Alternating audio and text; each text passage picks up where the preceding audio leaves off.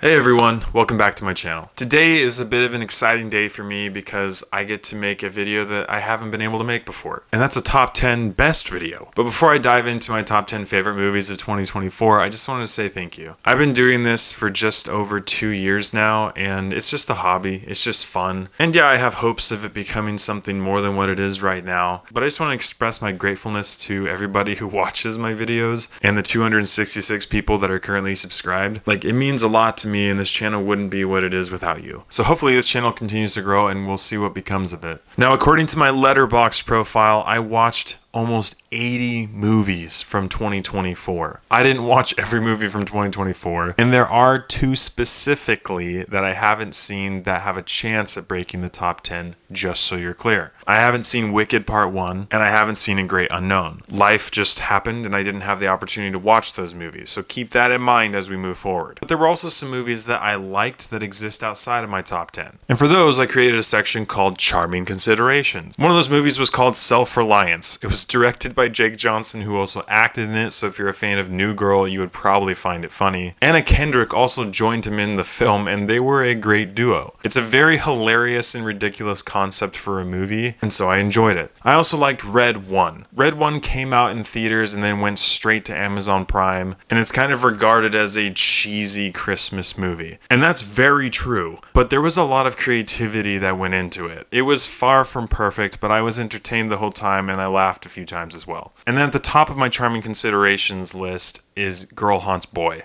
Now, this was a very small film that came out on Netflix, and it completely caught me off guard. Look, you can call it cheesy, you can call it under budget, you can call it what you will, but this movie was very charming. It had a really simple concept, and it didn't do everything perfect, but I really liked it. And on top of that, the ending I thought was chef's kiss perfect. And that is one that I can recommend that everyone check out on Netflix. So now that we're through that, let's dive into my top 10 favorite movies of 2024. I know that this list is going to look different than other people's lists, but these are my favorite movies of the year. At number 10 comes a movie that I watched this year and did not expect to make my top 10, and yet it did, and that's Juror Number 2. Juror Number 2 is directed by Clint Eastwood, and it was a slow burn, intense courtroom drama that held my attention for the whole time. It's a really simple but excellent concept for a film, and it had a really good cast as well. So it just cracked my top 10. Juror Number 2 is available to watch on Max. At number 9, 2024 was a year of a ton of sequels. A lot of them were absolutely terrible, but some of them were pretty great. One of those was Inside Out 2. Now, once again, Inside Out 2 was far from perfect, and a lot of the middle of this film was full of just this empty bickering between the emotions that I thought was a detriment to the film overall. But there are quite a few moments in the movie that capture the heart of the first film and remind you why it was such a good premise in the first place. But Inside Out 2 was a pretty decent film, and it's available to watch now on Disney+.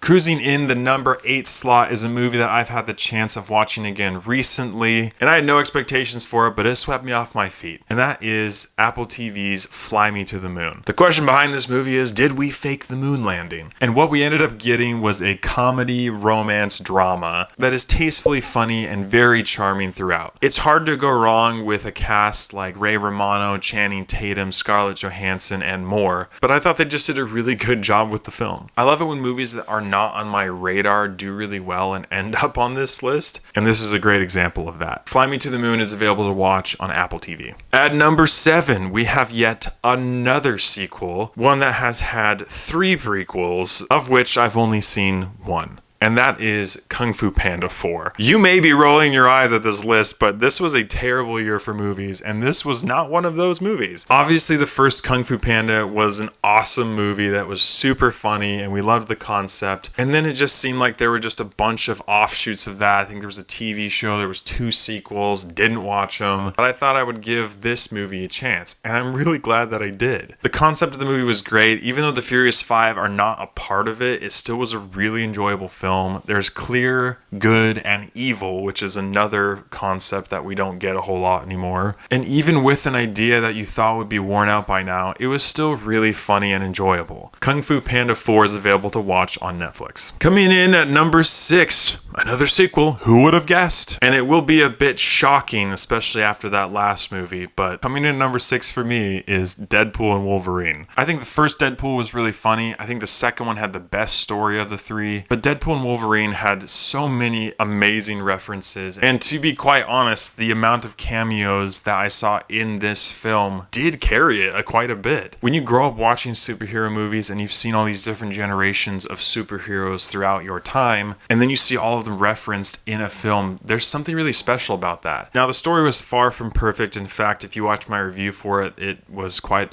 flawed, but I did laugh out loud quite a few times, and the references are gold. Deadpool and Wolverine is available to watch on Disney+. Now, before we enter my top 5, we have a section called Until the Bitter End. And there are 2 movies on this list for me. They are movies that had everything going for them. They were super solid all the way through, and then they had an ending that absolutely tanked the film. And it made me really sad because both of these movies probably would have made my top 10 if they hadn't ended the way that they did. And to start is the movie Out of Darkness. Everything about this film was awesome. The horrific buildup, the lighting and visuals were incredible. There was so much creativity, and the ambiance of this film was awesome. And then the ending of the movie was one of the stupidest twists that I have ever seen. And it's horrible and is widely hated. And the other movie on this list is The Substance. Now, if there's a movie that I absolutely cannot recommend to anyone to watch, it is The Substance. It was a very interesting and yet grotesque concept that captured my attention. The plot progression of this movie was amazing. The production of this movie was incredible. Demi Lovato's acting was awesome. And so much of this movie, even though it was so grotesque and explicit, was extremely unique and well told. But then the last 3/4 of the movie started going downhill, and then the final 20 minutes of the film were absolutely horrible. And when a movie goes that far, and it could easily be one of the best movies of the year, and then it just destroys itself at the end for the sake of sending a message that it already has been telling us the whole time, but just mails it in, that's really sad to me. And with that, number 5. Coming in my number 5 spot is the movie Nosferatu. Now, if you know Robert Eggers, the director of this movie, you know that his movies are dark, brutal, but extremely well made. And Nosferatu falls in that category as well. Very dark, sensual story of a vampire that once again has an absolutely loaded cast and is the definition of escapism. There's stuff in this movie that I didn't enjoy just because the content of it is very dark. But you are in a whole different universe as soon as you enter into the movie theater with this one, and there's something very special about that. I think Nosferatu, as of right now, is actually still in theaters, but it's definitely worth checking out when you get the chance. Coming in at number 4 is a movie that I was excited to watch simply because of the meme that preceded it. That and the fact that 2 of my favorite actors were acting in it. That movie is We Live in Time. Andrew Garfield and Florence Pugh do an excellent job in the movie, and it is uplifting, funny, and heartbreaking all at the same time. While there were a couple things in the movie I didn't really like, overall I loved the story that it told, and it was a solid romantic tragedy comedy. What can I say? I'm a sucker for those kind of movies. Now, the movie number 3 was proof of the fact that streaming service originals gave theater releases a run for their money this year, and that movie is Hitman. Now, obviously, Glenn Powell is at the top of his game. He's acting in a lot of movies, and most of them are widely liked and appreciated. I thought this movie was hilarious. I laughed out loud multiple times, and I thought the fact that the first quarter of it was based on a true story was really interesting, and that the rest of the story they came up with after the fact was very entertaining to watch as well. It could have done with a little less sensuality in it, but I mean, it's Glenn Powell. I don't know what you expect. But it was a very funny story with great acting in it, and I really enjoyed it. Hitman is available to watch on Netflix. Coming in at number 2. Now, this movie I really didn't expect to affect me the way that it did. I walked into it thinking it might be horrible, but it ended up being a really positive and uplifting film, and that's what I needed at that moment in time. And that movie is Unsung Hero. And before you click away and unsubscribe, I grew up listening to Rebecca St. James and For King and Country, but all of the emotion that went into this film in telling the true story story of those kids as they grew up, and the fact that one of the sons is acting as his own father in the film. Like, there was so much that went into it that was emotional and impactful, and I think they handled the movie really well. I love true stories, especially when they stick close to what actually happened, and this one did, and I just think it was one of the best ones of the year. And in a year that was full of terrible and dark movies with horrible writing, to me, Unsung Heroes stood out among all the rest as being pretty dang good. And now we arrive at number 1. Number 1 should be a surprise to literally no one, except for the Academy Awards apparently. And after watching it pretty early on in 2024, I knew it was going to be in my top 10. That movie is Dune Part 2.